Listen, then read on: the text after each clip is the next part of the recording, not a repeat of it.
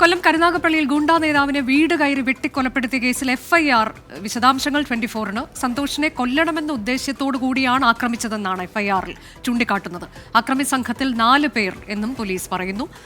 അരുൺരാജ് വിശദാംശങ്ങളുമായി. അരുൺരാജ്, നേരത്തെയും ആക്രമണ ശ്രമം ഉണ്ടായിട്ടുണ്ട് എന്നതാണ്. അപ്പോൾ കൊല്ലുക എന്ന ഉദ്ദേശ്യത്തോടെ തന്നെ പ്രതികളെത്തി എന്നതാണോ എഫ്ഐആറിൽ പറയുന്നത്?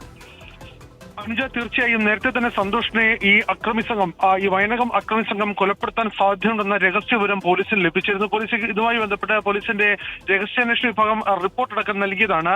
എന്തായാലും പുറത്തു വന്നിരിക്കുന്ന കരുനാഗപ്പള്ളി കൊലപാതകവുമായി ബന്ധപ്പെട്ട എഫ്ഐആറിൽ ഈ പ്രതികൾ കൊല്ലണമെന്ന ഉദ്ദേശത്തോടു കൂടിയാണ് സന്തോഷിനെ ആക്രമിച്ചതെന്ന് രേഖപ്പെടുത്തിയിരിക്കുന്നു. അക്രമി സംഘത്തിൽ 4 പേർ മാത്രമാണ് ഉള്ളതെന്നാണ് എഫ്ഐആർ ചൂണ്ടിക്കാട്ടുന്നത്. സന്തോഷിന്റെ നെഞ്ചത്ത് കത്തി കുത്തിയിറക്കിയെന്നും കയ്യിൽ കരുതിയിരുന്ന മാരകായുധങ്ങൾ ഉപയോഗിച്ച് പ്രതികൾ അതിക്രൂരമായി ഉപദ്രവിച്ചുവെന്നും ഈ എഫ്ഐആറിൽ ചൂണ്ടിക്കാട്ടുന്നുണ്ട്.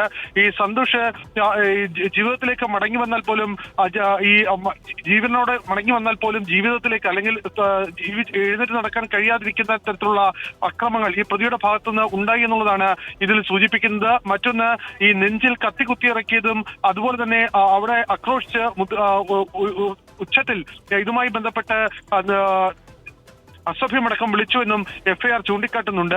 അങ്ങനെ എഫ്ഐആറിൽ ഈ പ്രതികൾക്കെതിരെ ഗുരുതരമായ വകുപ്പുകളടക്കമാണ് ചൂണ്ടിക്കാട്ടിയിരിക്കുന്നത്. കൊല്ലണമെന്ന ഉദ്ദേശത്തോട് കൃത്യമായ പ്ലാനോട് കൂടി എത്തിയാണ് ഈ പ്രതികൾ സന്തോഷിനെ ആക്രമിച്ചതെന്നാണ് കരുനാഗപ്പള്ളി പോലീസിന്റെ എഫ്ഐആറിൽ ചൂണ്ടിക്കാട്ടുന്നത്.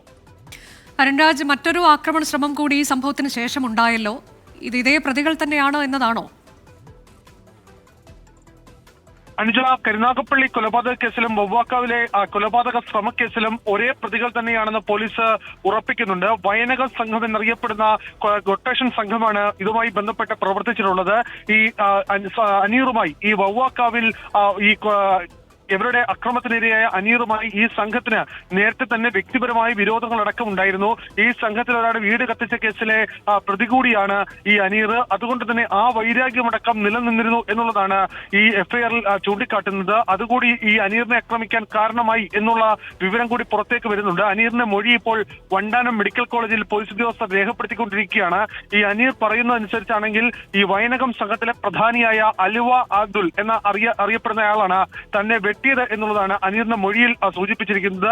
എന്തായാലും ഈ സംഘത്തിൽ തന്നെ വെട്ടുന്ന സമയത്ത് 3 പേർ ഈ വാഹനത്തിൽ നിന്ന് ഇറങ്ങിയിരുന്നു എന്നുള്ള വിവരം കൂടി അനീറിന്റെ മൊഴിയിൽ ചൂണ്ടിക്കാട്ടുന്നുണ്ട്. എന്തായാലും മൊഴി വിശദമായി ഇപ്പോൾ പോലീസ് പരിശോധിക്കുകയാണ്. കരുനാഗപ്പള്ളിയിലെ ഗുണ്ടാ നേതാവിന്റെ കൊല നടത്തുക എന്ന ഉദ്ദേശ്യത്തോടെ തന്നെയാണ് എന്ന് എഫ്ഐആർ.